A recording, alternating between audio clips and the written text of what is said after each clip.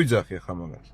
სულ ზედმეტი და თითიდან გამოწვეული ბაზარია ეს არაბული ეს რაღაცა ინვესტიცია რო შემოდის ხა მაგის წინააღმდეგ ამბავი.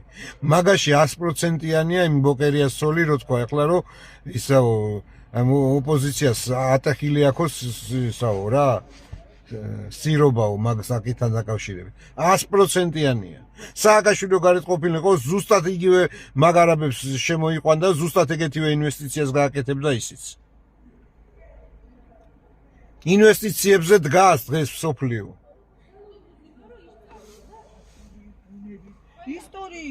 სხვა არის რომ შეიძლება რაღაცა არ იყოს თქვათ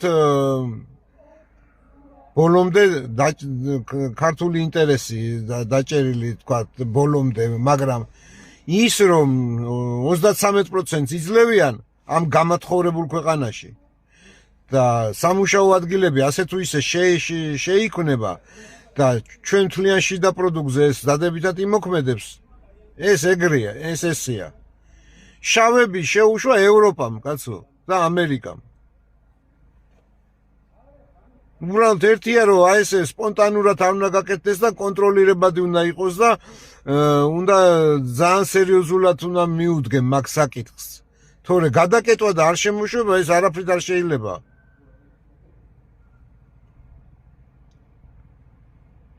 არაბები ჯერ პირველი ვალერიანი ჟისკარ დესტენმა შეუშვა საფრანგეთში. რატო? იმიტომ უციგნურები ხართ.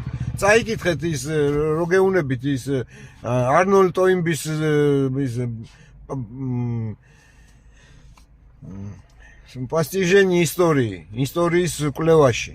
ამ სათაურით მისი ნაშრომი ისტორიაზე. კაცობრიობამ გაუძლო ყველა გამოწვევას. მიუხედავად იმისა, რომ ორი უდიდესი მსოფლიო ომი გადაიტანა, მაინც ძირითად გამოწვევებს კაცობრიობამ გაუძლო. მესამე გადამწყვეტი გამოწვევა აქვს კაცობრიობას ცივილიზაციური პრობლემა.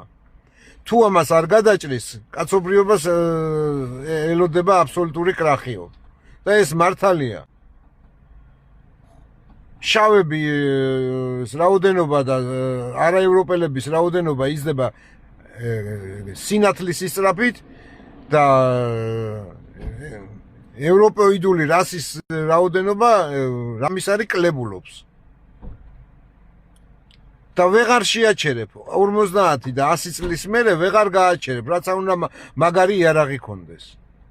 უბრალოდ ხალხი არ გეყოფა გასაჩერებლად რო წამოვლენ.